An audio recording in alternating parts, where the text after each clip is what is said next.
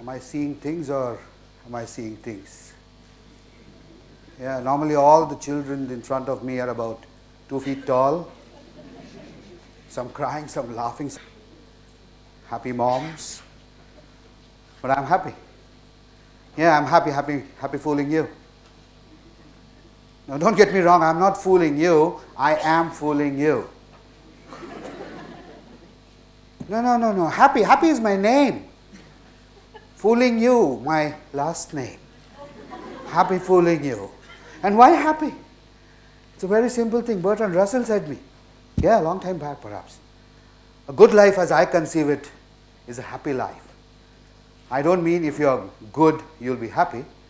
But if you're happy, you'll be good. So I found a shortcut to be good. I just became happy. That's not just all. I have various incarnations, reincarnations, avatars. See that? Happy, the clown. Then you have Pintu Uncle. For the small people out there, they flock around me and we have fun. Then you have Mr. Pinto. Obviously, he's not dressed like this normally. A serious clown for corporates. But where do you think it all started? Do you think one morning just my mama was making some omelette, cracked an egg and, oh, we've got a clown at home? No, it didn't start like that, or my dad throwing a red nose at me and says, oh, go out and go clowning. No, it didn't happen like that. It's a long story, perhaps 40 years back it started. Care to hear that? Yes. Okay, let's go back. Rewind. Imagine, 13-year-old boy, like most other boys, and even girls sometimes, has a dream of becoming a star, a fire engine driver, a postman perhaps, depending on what he's seen. I never ever dreamt of becoming a magician or a clown. It happened to me by accident. One young lady in the family called Meena, she took me to a magic shop, I don't know why. With her own money, 20 rupees those days, 73, 74, big amount. She bought me 3 card tricks. I picked up a second-hand book from the roadside, some 2 rupees, 20 paise, 50 paise. It was a DIY sort of thing. Taught me 13 tricks to make at home. And magician Pravin was born. I could fool people. I had the tool to fool people. I was on the top of the world. At 14 years of age, I had my own rubber stamp that proclaimed Magician Pravin. And I was stamping everything and anybody who came in my way. Magician. I was dreaming now of levitating people, chopping their hands, putting them back together, making them disappear here, appear here. None of them happened. No, because I got carried away by other things. I had to educate myself. No middle class family in those days, 40 years back, would allow their son to become a magician perhaps. I doubt if it happens today. I got enamored by the white uniform that my brother-in-law wore, and I joined the Indian Navy, a defense force. Did apparently well there. Initially they recognized me with a nice gold medal. No, not here. And it started with various things. I remained a trickster. I remained a person who was fooling people. I was that, I can do this. Can you? Catch me if you can. I know you cannot. See, I'm smarter than you. And it remained like that until about 94, 95. Came back to Bombay, but I was not finding my calling. I didn't want to be the one-up man. I didn't want others to think, oh, he's a show-off. I was not intended to be a show-off in my own kind. So, I thought, is this what I want to do? No. I don't want people to go back saying, wow, I'm still trying to figure out how he did it. No. I want people to go back saying, nice. I don't know how he did it. I don't care how he did it, but it left me happy. So Happy was born. I continued practicing without the makeup, comedy magic. At times it worked, most it didn't. One fine day, Geeta, then my wife, She brought home a newspaper. There was a small ad there, somebody looking for an entertainer for children, knowledge of magic and added advantage. She pushed it towards me, I pushed it away. I had no intentions of becoming a glorified babysitter. That's what it said. Entertaining children, magic. So you have fun there, and I'm saddled with 150 children this side. No way I'm going to do that. I want to be there. Or you come here. Not happening. I said, how do we do this? Nevertheless, she persuaded me. Thankfully, she did. And I applied. It was a post box number. It took about 6 to 8 months for us to come to an understanding. And I jumped on the bandwagon. I became a clown. I started plastering my face with different colors, outlandish costumes like this, and it worked. Because now it gave me a mask to do something which I otherwise would not have done. But it was more tomfoolery and slapstick comedy than something intelligent touching somebody. I was still doing this, which I still do. I did it. And it amuses people. But again, I was not touching hearts. Once I was hired, change came in. I hired to perform for a group of rather unfortunate children suffering from cancer. The show went off very well. My picture was there with the child on the main page, front page. The next day, the agent who had booked me called me up to say, hey, there you are. Happy, very happy. We didn't have WhatsApp and all those things, so I made a cutting and kept it. Afternoon, the same person calls me up and says, do you know what happened? I said, what happened? He said, the child, the cancer patient. I said, yeah, what about him? He said, he passed away. One of the wishes that the child had was to play around with a joker, a clown. I was happy, I was sad. I was happy I was the instrument to fulfill his wish. I was sad. Had I not played around with him that day, perhaps the next day he would have been alive. And then I realized the power of clowning, the power of touching people's lives. And from there was born Dr. Laugh-A-Lot. There. I'm not a medical doctor. Far from it. I'm scared of doctors. But I'm a caring clown. Unlike what they have, a hospital clown, I'm a caring clown. I go to hospitals, talk to children there, show them some little magic. At their saying yes, I don't force my magic on them.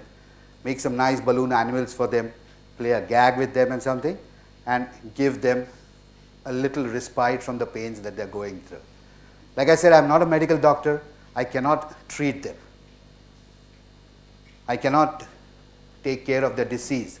But all I can do is make those 5 minutes memorable, so that for those 5 minutes, hopefully some endorphins are released, which I am told in the medical fraternity, it accelerates the treatment, the process of getting cured. That happened, and then another big thing happened to me called the Toy Bank. An NGO, somebody said about children and toys. 10 years back, I became Happy Toy Banker, a very proud association for me. Going on from there, Toy Bank gave me a lot of exposure to going to children who are not just suffering from diseases or ailments, to go to Anganwadis, shelters, slums, orphanages, even old age homes. And there I realized everybody has a different need. A child in the hospital doesn't want to be asked, how are you today? If he was well, he would not be there. Right? So I don't ask him that. When I'm taking leave of that child from there, I don't say, see you again. I don't want to see him again there. Neither does he want to remain there for me to come back again.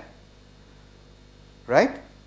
Whereas, when I go outside to a slum or something, I have to ask them something more positive, share something nice with them. So I started doing anti-tobacco shows for them, started giving them motivational talks, getting them out of addiction, trying to, and all those things, and it started working. So a caring clown was born.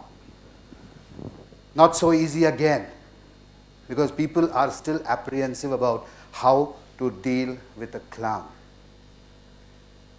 If you see me in a mall area, young boys and girls will rush to me, most of them, but some of them are going to be, oh, I don't know what he's going to do with me. He might pull a prank, and that's where I realize being happy, I don't have to make a fool of the person in front of me. If he's going to be embarrassed that this clown is going to pull a prank at me and make a fool out of me in public, I've lost an audience for life. And I don't want to do that. I want him to be connected with me. Not just me, anybody else. So do I always have to be a clown? No. I can make people happy even without doing such funny things. All it needs to is be empathetic about what the other person is doing, appreciate it, go about it. As simple as that. Most people around us, especially in the service industry, are there, but they are not there. They are invisible.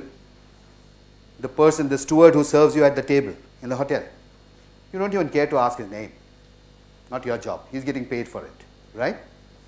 The lift operator, the elevator operator, the doorkeeper who opens the door for you, the valet guy who gets your car to you. You're tipping him.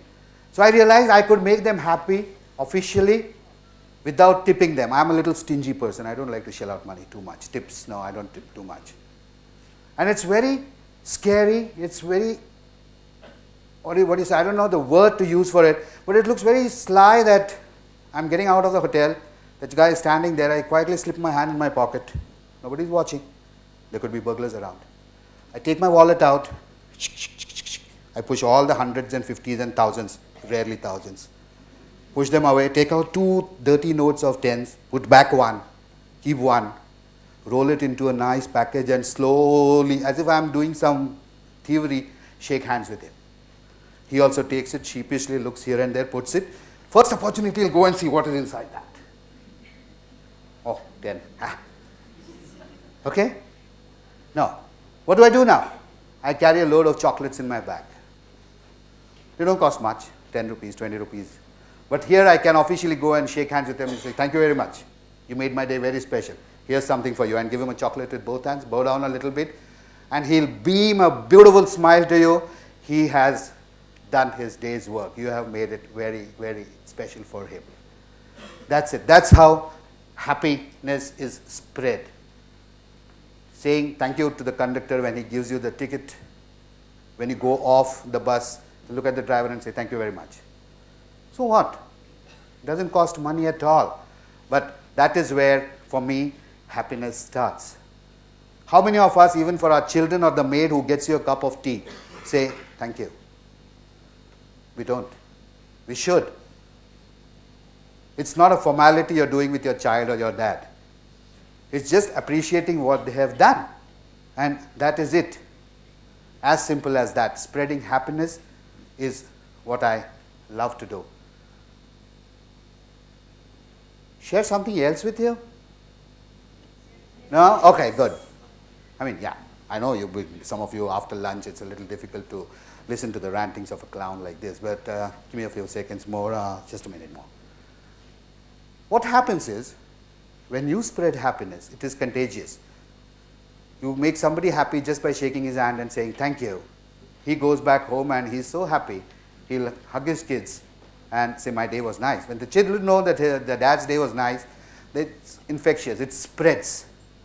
Hopefully it comes back to you in some form or the other. There is no special way, there's no special time, there's no special place to spread happiness. I even have, not mine, somebody else's song for that. I call it, no, not that, not that. I call it the happy song. Happy song. It's very simple. It says, the time to be happy is now. The place to be happy is here. And the way to be happy is to make someone happy and make your little heaven right here. Sing with me. You said yes, loudly in your mind? Yes. Wonderful, I like that. So we'll go line by line for everybody. Right? Yeah. Come on. There. The time to be happy is now. The place to be happy is here. And the way to be happy is to make someone happy and make your little heaven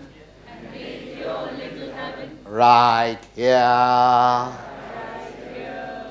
So this is Happy signing off for the day. Thank you so much.